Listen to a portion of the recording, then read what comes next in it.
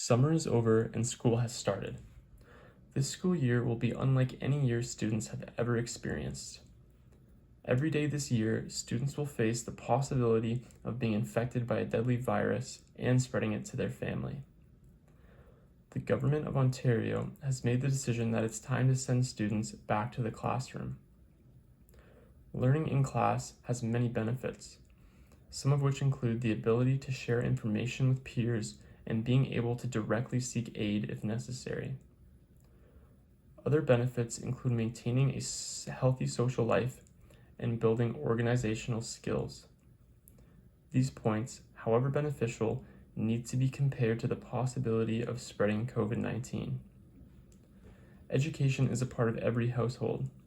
Families schedule their lives around sending their kids to school and making sure that they are properly educated. With every interaction we make, we create further possibilities for the spread of the virus. Despite all students wearing masks and using ridiculous amounts of hand sanitizer, sending them into the classroom connects every family into the same bubble. An important question education administrators must ask themselves is, does the quality of education for students mean more than the quality of life for the rest of society? COVID cases are rising in Ontario, and sending groups of students back into the classroom with one another can only possibly have negative effects on their health. Despite the quality of education depreciating online, it is more important for the students to learn in a safe environment. My morally connected opinion is that health and safety is always the top priority. If there is a way for students to continue their learning and in a safe fashion, then why would we put them in harm's way? Not only does online learning keep students safe, but it will also prepare them for further education as seen in universities and colleges across Ontario. This next video is from the US, but still applies to the discussed topic. Discussion about getting back to school during the pandemic. Governor Tim Walz is expected to make a decision before the end of the month. There are three scenarios being considered in Minnesota: students returning to in-person learning, distance-only learning, and a hybrid model. Tonight, WCCO's Kate Radich shares how educators are feeling about the prospect of going back to the classroom.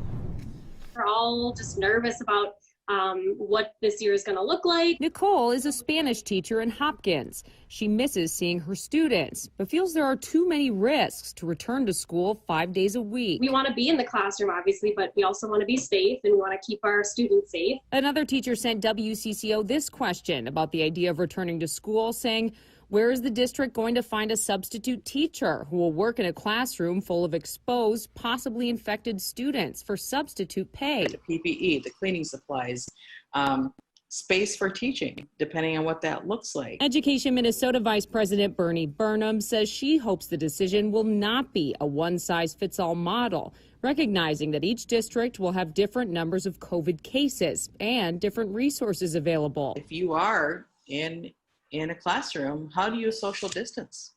You know, some classrooms could do potentially okay, depending on the size and the number of students.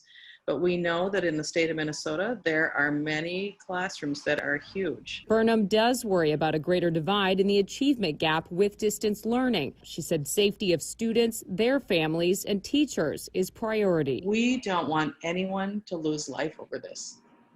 There is no life that is invaluable. And so I think that's in the back of my mind. That's the thing I worry about when people say, just go back. Ultimately, Education Minnesota says the decision on fall school will likely be made by state health officials. It is expected by July 27th. Another important point to make is the stress of students. School-related stress has come into light a lot more in the last few years as we continue to learn and understand the importance of trying to stay stress-free. The environment of the classroom during the global pandemic will not be stress-free. Students will have to constantly evaluate their possible symptoms to make sure that they don't give their friends a deadly virus. This environment will not make for a mentally or physically healthy space to learn. We must come together to ensure that we are making the right decisions for the health and future of students.